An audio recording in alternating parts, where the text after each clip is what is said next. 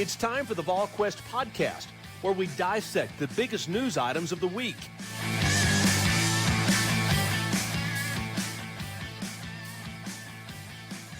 Good Tuesday, everyone. Welcome to the Volquest.com podcast presented by our friends at Smoky Mountain Organics, East Tennessee's most trusted health and wellness store, focusing on natural products, organic remedies to a variety of ailments that you may be dealing with out there. That is Smoky Mountain Organics. Check them out online at smokymountainorganics.com, or you can visit one of their 4 locations. They've got stores in Gatlinburg, Pigeon Forge, Sevierville, and, of course, that store in Knoxville, just across from Trader Joe's there. And the Barnes & Noble bookstore right there on Kingston Pike. With Austin Price and Rob Lewis, I'm Brent Hubbs. Tons of things to get to in this podcast, guys. We got a lot to dive into. The Tennessee basketball team getting ready for the SEC basketball tournament in Tampa coming up later this week. Obviously, it was a big weekend on the recruiting front with Tennessee getting a couple of commits, including a transfer.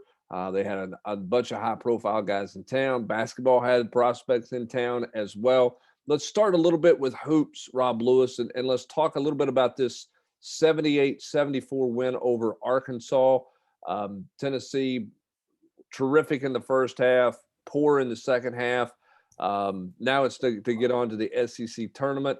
But what do you make of Tennessee as they close out the regular season? Anything change with your viewpoint on the Vols? No, not at all.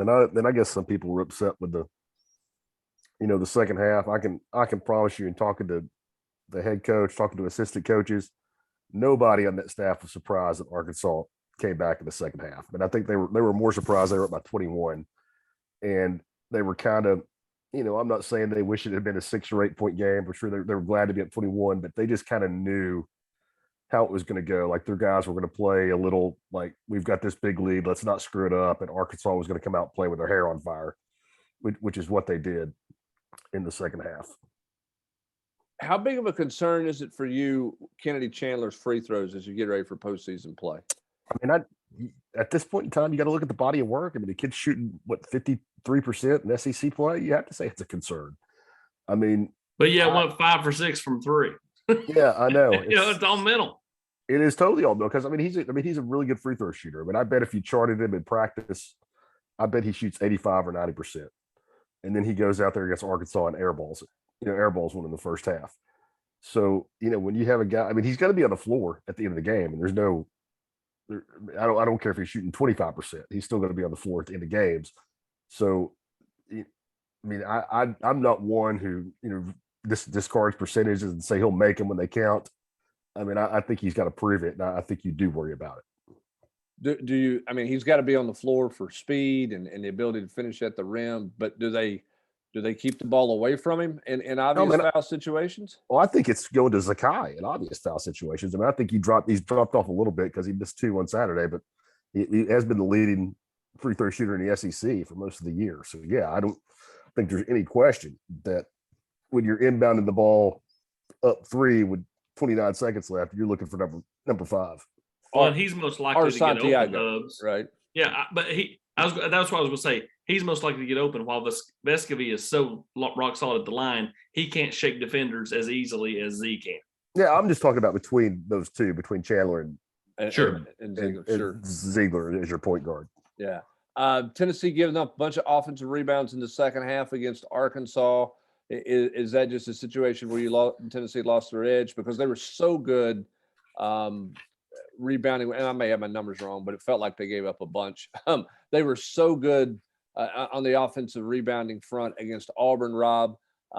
Body of work again. I mean, you feel comfortable about where this team is from a rebounding standpoint, considering what you thought they would be this year? Yeah, way better. And I think that was a real anomaly against Arkansas, because before that, Tennessee had been really, really, really good in limiting opponent second chance opportunities. Arkansas got 12 in the second half, and that's just not something Tennessee has done at all. I mean, they've been really good at it. In fact, it had been a struggle early in the season. I mean, something that really was something that Rick hit him over the head with just about every day in practice. And as it became more of a point of emphasis, it's something they got better with. They were in the 50s as far as allowing opponent offensive rebounds nationally, around January, early January, and they finished in the top 30. So they got February in particular, they got a lot better at that. So, I mean, they certainly dropped the ball against Arkansas, but I don't think that's going to be something that's going to be an Achilles heel. It's interesting. This team, Rob, has not played with huge leads, really, like they had against Arkansas. They've had games where they've been comfortable and in control, but they haven't had anything really like that. I mean, team just lost their edge at the half, which is a common mistake, a common thing that happens. I mean, I think that's what happened. That's exactly. Just the bottom line takeaway. And like I said, I mean, I talked to some people run the program, and they could feel it in the locker room. It wasn't, and I'm not being critical because I think this is a natural response for a team in that situation. It was less like, hey, let's keep kicking their ass, and more like, hey, let's don't screw this up, which I think, lends itself to not necessarily play intense, but like you said, I mean, they just lost their edge a little bit, and it's not a position they have been in a ton against a quality opponent like that. I mean, I guess they opened it up on Kentucky a little bit, but not, 50-29 at halftime. Right. And certainly not even close to being that way. And again, Arkansas can score and was not going to go quietly into the night. That was for sure. So Tennessee goes to Tampa. We're still not sure why they're playing this thing in Tampa, but anyway, the SEC is playing it in Tampa, which will not be a packed house down there, Rob. But do you like the way this bracket sets up for Tennessee? I like it a lot. I mean, I think, to me personally, I think Tennessee and Kentucky are the best two. Tennessee, Kentucky, and Arkansas are the best three teams. I know Auburn has won the league. Auburn also had a. If you go and start breaking it down, Arkansas had a pretty. I'm not saying they had an easy schedule. They had a more fortunate. Auburn had a more fortunate schedule than Tennessee or Kentucky in terms of, Auburn didn't play at Kentucky. Tennessee didn't have to play at Auburn, but they played at Kentucky, at Arkansas. Tennessee played LSU twice. Kentucky played LSU twice. Kentucky played Alabama twice. Tennessee played Arkansas twice. Auburn did none of those things except for playing Alabama. I'm not crazy about Auburn's guard play. So I think I like the chances of the winner of whoever wins Saturday in Kentucky and Tennessee's bracket. I mean, I think Alabama has the potential to knock Kentucky off. I certainly would not predict it. And I really like Tennessee's draw where they're catching either Mississippi State or South Carolina, the winner of that game on Friday at 6:00. I think, the alternative to that was facing LSU, who, not playing great, but we certainly saw them handle Tennessee pretty easily early in the season. And the other two up top are Texas A&M and Florida. And I like Tennessee's chances against both those teams. Man, Texas A&M is you catch them on the wrong night, and they can give you some problems. Yeah, they can. I mean, they're an interesting team that is hard. Have you ever seen it? I mean, Hubbard, I don't know. It's maybe happened. They had 5 teams finish 9-9. It's crazy, isn't it? In the league. It's pretty nuts. Yeah, it's pretty nuts kind of what this league is. I'm still trying to figure out why Arkansas is a good basketball team. Like to me, it's like the collection of their parts, and they complement each other, I guess. JD Notae is obviously a really good player, but it's hard for me to look at them and figure out why they may be the team that is as scary as anybody in this league. I can promise you, Tennessee people around Tennessee's program feel that way. And talking with them this weekend after the game, there's a lot of respect for that Arkansas team. And you just mentioned JT Notae, but that's a guy who can go out and get you 30 points. But Williams is a good player. I mean, almost averaging a double-double for the year. He's second leading rebounder in the SEC. They've got big guards, and that's something I'm surprised didn't give Tennessee a little more trouble on Saturday, because and it works both ways. I mean, I think it's tough for those bigger guys to match up with Kennedy and Zakai. But outside of Notae, they're big on the wings. They're pretty deep and just athletic. And I think Musselman's a good coach. I mean, I think some people, I get why some people don't like his antics, but I think the guy can coach, and they play hard on defense, really hard. Yeah, they certainly do that. They were really hard defensively in the second half, got after it. Tennessee finishes unbeaten at home. How impressive is that? And how impressive, Rob, of a venue has Thompson Bowling Arena become in this league in terms of other teams, having to deal with that? Because Yeah. look, you've covered this beat a long time. That's not always been the case for Tennessee basketball. Big games, No. sure, but I'm talking about night in and night out. It's not been the case. And I wrote this in the 3-2-1 on Monday. However, that's what I would remember most about this season. I mean, Tennessee had a good season. They're 23-7. They finished second in the league. They finished top 10, number 9 today in the Associated Press poll. It's a good season. But what I'm going to remember, there were some nights in there in Thompson Bowling Arena where it was really special. I mean, they play Arizona 3 games before Christmas when students aren't on campus, or Arizona, excuse me. No students on campus. The place is a madhouse. They beat what was in the number 4 team in the nation, maybe a number 1 seed. Kentucky, I mean, they ratcheted up for Kentucky pretty frequently, but it was as good as it gets. Students, it's a 9 o'clock tip off. Students are outside lining up at Thompson Bowling Arena at 2 o'clock, 3 in the afternoon, waiting to get in there. Auburn, the second half, Tennessee goes down by 11. It was as loud for as long as I remember, for those 8 or 10 minutes where they were coming back.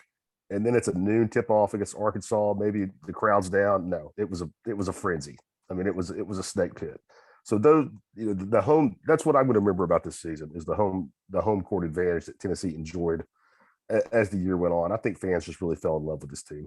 I'm going to remember thinking that for 90% of the Arizona game, that the Kerr kid, because it's on the back of the name on the back of the jersey was Kerr. I thought it was Steve Kerr's kid.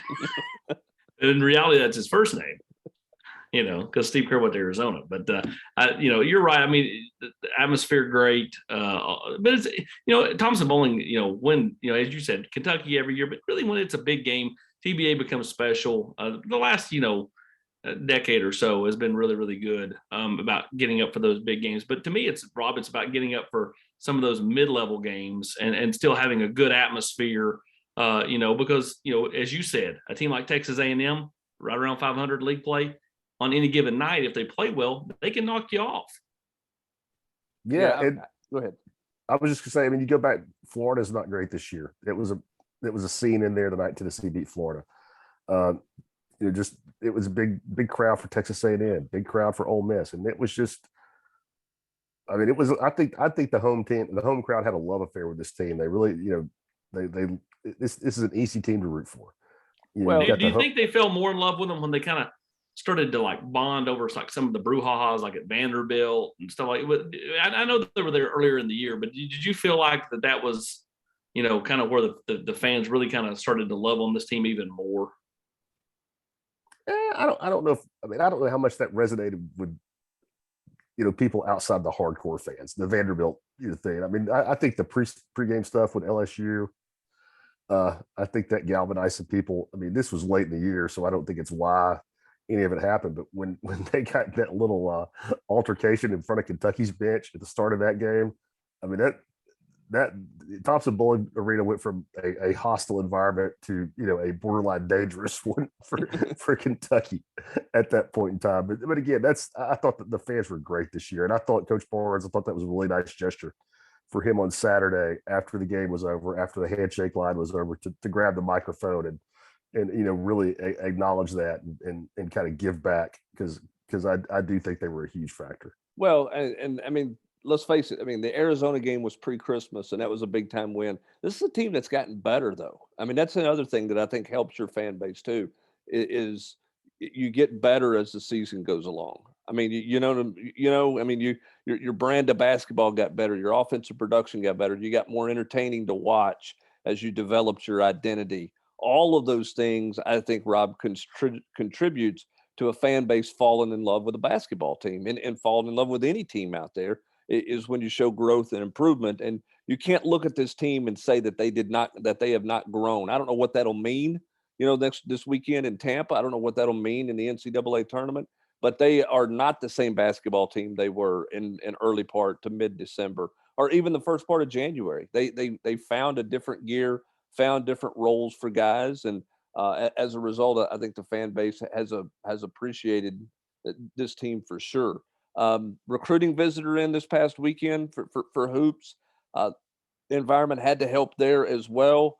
You still think transfer later this spring, and then obviously working on 24s and 25s. What did you make of the kid that was in this weekend?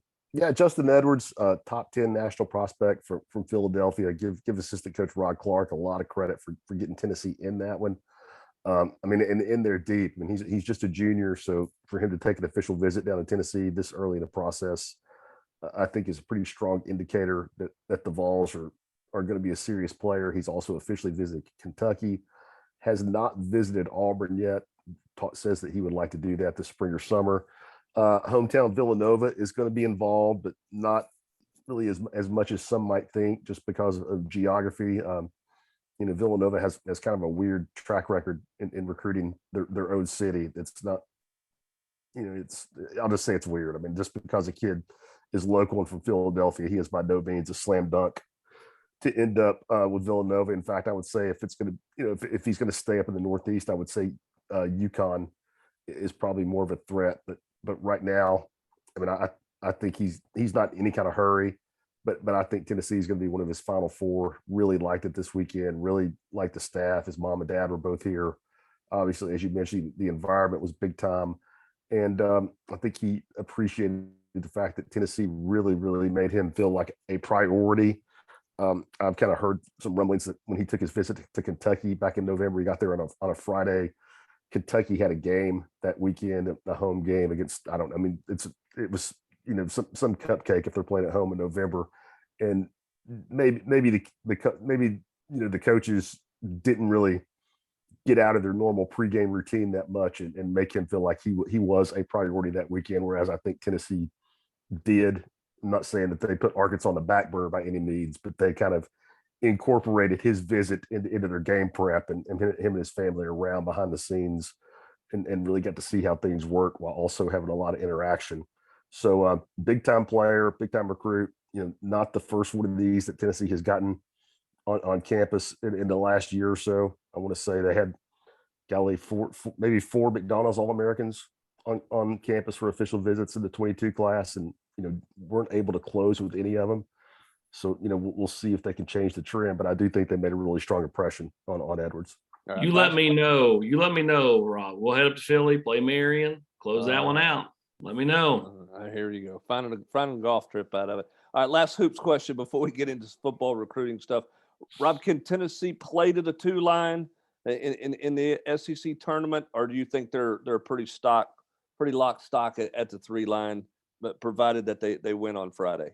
And Hubbard, I don't really know. I know Lenardi's not the best one, but his stuff is the most easily accessible. So that's when I ended up looking at a lot.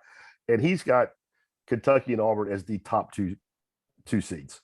I think one of those, unless Auburn, loses on Friday, I think they're moving up. Kansas and Baylor right now are both 1s. And I think whoever does not win the Big 12 tournament will fall down to a 2. So I think Auburn or Kentucky is moving up. So, that means Tennessee would have to leapfrog in Lenardi's bracket, not only, a couple of 3 seeds in front of them. I think it's Villanova and Purdue, but they would also have to jump Wisconsin and Duke to get up onto that 2 line. To me, I would think it is possible if they beat Kentucky and or Auburn and Arkansas in Tampa. But just, looking at all the bracketologists out there, it seems like maybe it's not as possible as I feel like it should be. So likely a 3 for Tennessee. We'll see. Depends on how the conference tournaments go around the country and how the SEC tournament goes for Tennessee. I have a hard time seeing them drop much, though. I can't see them drop at all. Yeah, even if they lose on Friday, I have a hard time. I don't see them dropping to a 4. I guess with three top 5 wins on the year. I just think their resume's too good. I think they're solid at the 3. No losses outside the quad 1. That's one thing. If you look at their bracket, and I think somebody on the message board on the GQ may have posted this as well today, but I was looking at it in some of my research.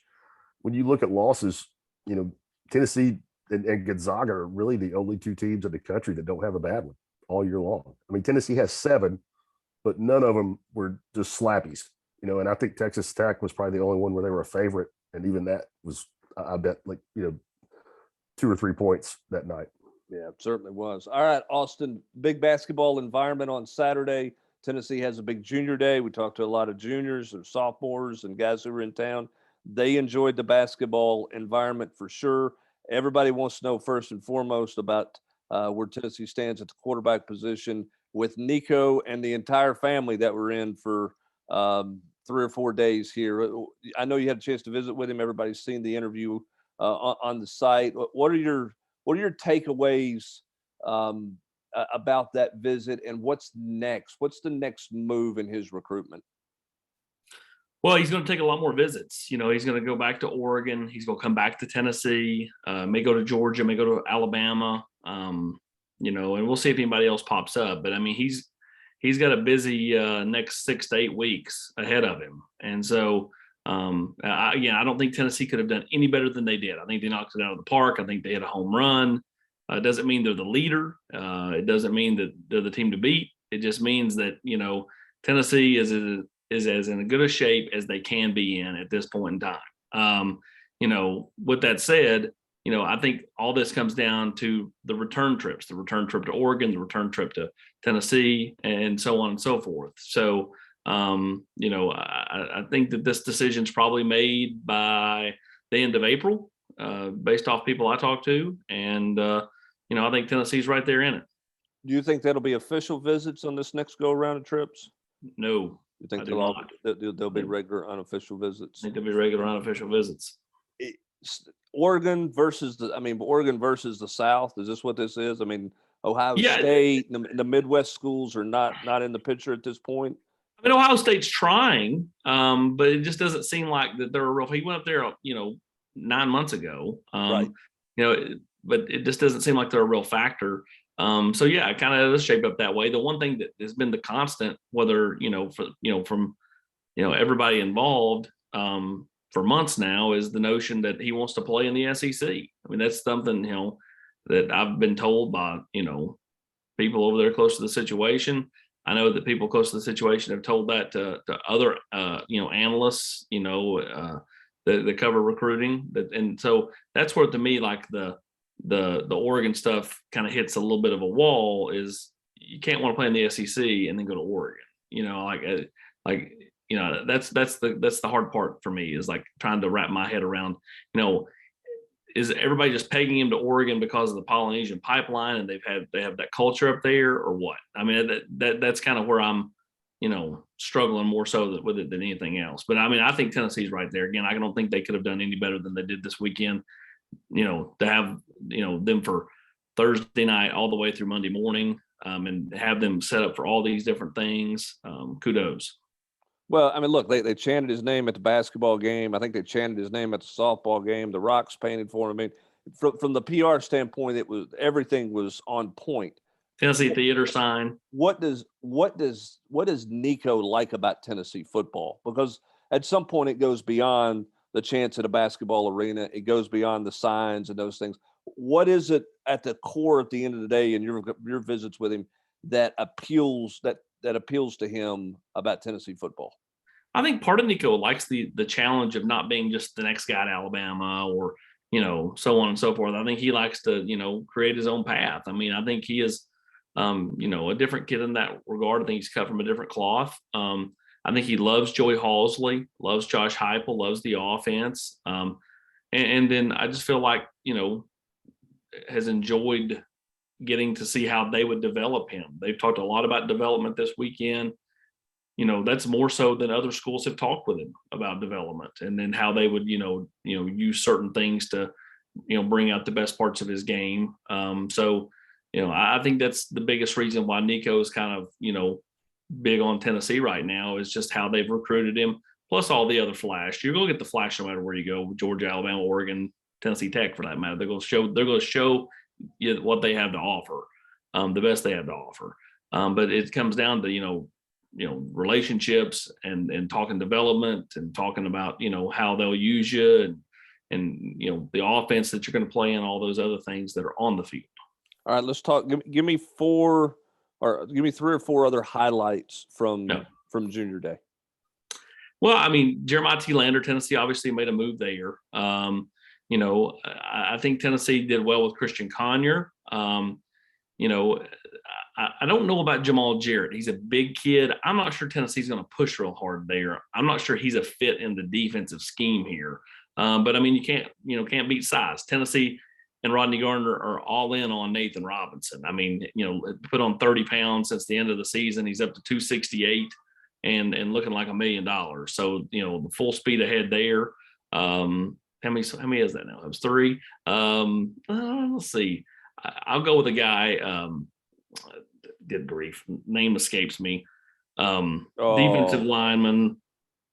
Talk to him. Weathersby. Yes, Tyree Weathersby. There you go. You got me. Wow. Too many names. That's the kid from North Carolina, right? That is correct. And Tennessee, I think, made a nice move there. He was very much glowing about the Vols when he left campus. All right. So Tennessee now has a receivers coach, Kelsey Pope. Rob, jump on in here too. Thoughts on this hire from Josh Heupel, first and foremost, before we dive into what it might mean in terms of some wide receiver recruiting. Just your overall thoughts on this selection from Josh Heupel. Well, I think it's the comfortable hire. He knows Kelsey Pope. He's known him since he interviewed him at UCF, worked with him for the last year, feels very comfortable with him. Pope, knows the offense. I think that goes a long way. The question is, and you said this on the board, is recruiting. And again, nobody knows until they get their shot. Every year there's names that pop up that Tennessee's going after at this position or that position. And I'm, going, okay, I've never heard of this guy before. Then you start looking at the resume and you go, oh, okay, he's done some nice things. So, who's to say Kelsey Pope can't be that guy going forward?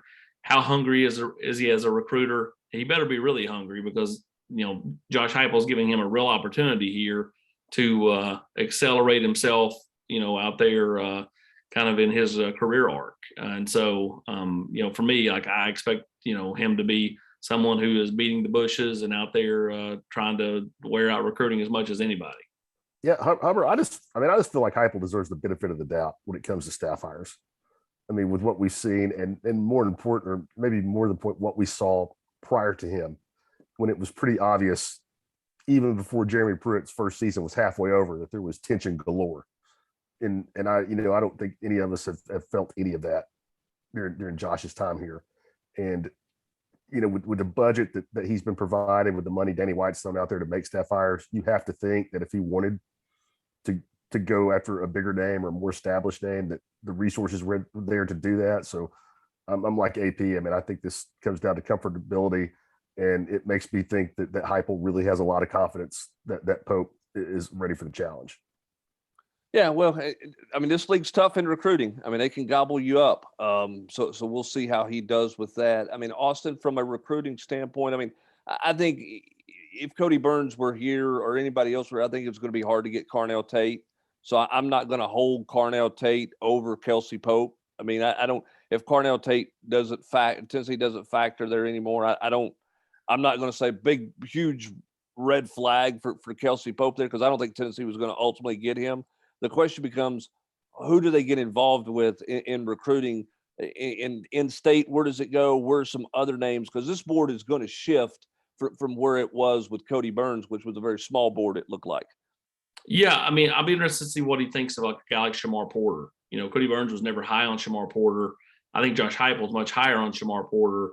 Did Tennessee get back involved there? We talked about, him potentially looking around. They try to get him to campus over here. Obviously, Justin Brown. I think Noah Rogers makes more sense than a guy like, Kyler Casper, just because Casper's in Arizona. When Noah Rogers is in North Carolina. So, what does Tennessee do at that wide receiver spot? And then who comes in camps this summer? You just got to who Tennessee was after last March and April and who they were after in June and July are two different things. Yeah, well, I mean, great example from the camp standpoint is Chaz Nimrod. Nobody knew who he was. He camps, he gets an offer, he signs. He's a guy who's made a little noise the last few weeks. We'll see what he looks like when spring practice rolls around, and those boards are always ever changing at every position. So staff is complete for Tennessee. At some point, we'll see what the staff salaries look like for this coaching staff, because we do believe guys are getting raises, but nothing seems to be finalized at this point. We know Danny White likes to do that in the summertime, but one would think that's got to get done sooner than that with the football staff, but we'll see how that plays out. We will get to see, if we think, a little bit of spring practice. The first week of spring will probably be pretty open, and then I think we're going to get the opportunity to see the scrimmage on April the 9th after Tennessee announces all vol day or all vol weekend that's going to take place in the Humanities Plaza, as there is no official formal spring game to be played this year. No surprise there that just facility wise it wouldn't work out. So that'll be family and recruiting day.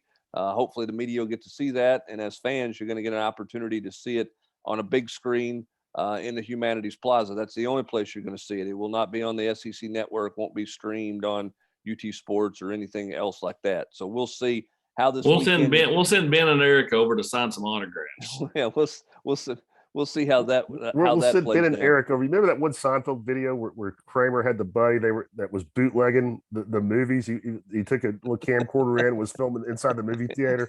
That's what we're going to do with Ben and Eric. We can't send Austin over to Humanities because it'll create a traffic jam. Too much of a distraction. Oh, they'll be camped out for days. Here's what Austin would do that at the Humanities Plaza. Maybe we do this. Maybe we have a recruiting chat, like a 2-hour recruiting chat with Austin while he chips and putts off the Humanities lawn into the fountain there at Humanities. AP, what do you think? With the Masters music playing since it's Masters weekend? Yeah. What do you think? You can pull that off. We won't let you watch the scrimmage. We'll just put you over there chipping and putting, talking. Only if we chopper him in and out, Hubbard. If that's the case, then I will find a way to hack in and set one of the big screens up to the Masters. You'll have one big screen on the Masters and a drone flying over the practice facility to get your own angles to things. So we will see. Finally, there's no more questions about what they're going to do. How it plays off, we'll see. What it becomes, we'll see. But Tennessee has announced what they're going to do in regards to the spring game, and that'll take place on April the 9th. In the meantime, you got Tennessee baseball, red hot, played well in Houston. We got coverage of them all week long, and we've got coverage of Tennessee in basketball at the SEC tournament in Tampa coming up Friday night at 6:00. Plenty more recruiting coverage coming up throughout the week from Junior Day. You never know when somebody else might make news or might not make news. We'll have to see. Austin, I forgot to even ask you, the transfer from Georgia Tech, nickel guy, in-state, private school guy. Tennessee, we've done 30-minute podcasts. I haven't talked about the commitments that Tennessee picked up in Spielman and the transfer from Georgia Tech. What's your takeaway there? Well, with Walker, a guy that's got 96 career tackles in 23 games, got versatility, can play really any of the three positions. We'll start him at nickel. We'll see what happens after that. But that's kind of where Tennessee goes from there. It's just added depth. A guy that I think has got some experience, as a smart player. And we'll see. I'm not seen him since high school, so I don't know what kind of speed he's added or what. And then with Nate Spillman, obviously a bigger receiver who I think can help the program over time, but not an instant impact guy at all. But helps with his brother, who's obviously going to be a top big time player as well. That's not the only reason they did that, I don't think, but it certainly is a factor because those two are very, very close. And most people believe that ultimately they're going to end up playing together in college. Now, the crazy things have happened, but that's certainly what it feels like at that. Rob Lewis, if you went to the combine, what are you going to run based on the times you've seen this week? Are you a sub-5 guy? You going 4.7? Maybe I could probably. I would be. I could probably be a sub-5 Hubbard, except I probably would tear a hamstring 20 yards in. We think they're running 38s or 37s instead of 40s. Is going on up there? That's the fastest track ever up there. No, look, hats off to Velus Jones and Alante Taylor, but the times everybody around the country put up. I'm going to be very curious to see. These guys aren't going to run any more 40s, but I'm going to be interested to see kind of how those numbers translate in terms of once you go on to team individual workouts, if the buzz around some of those kids that were really fast at the 40 time continues once they get into their private team workouts and stuff that are coming for those guys. But there's no doubt that Alante Taylor needed to run a good time. He did. That will gain him lots of attention with lots of teams. Same for Velus Jones as well. Matthew Butler with a solid showing. I think Cade Mays had a real showing up there as well. And all four of those guys seem to help themselves at the NFL Combine. That's going to do it for this edition of the Volquest.com podcast on this Tuesday. Don't forget, plenty of coverage coming up on all things at Volquest.com. For Austin Price and Rob Lewis, I'm Brent Hubbs. Thanks for joining us. Have a great rest of your Tuesday, everybody.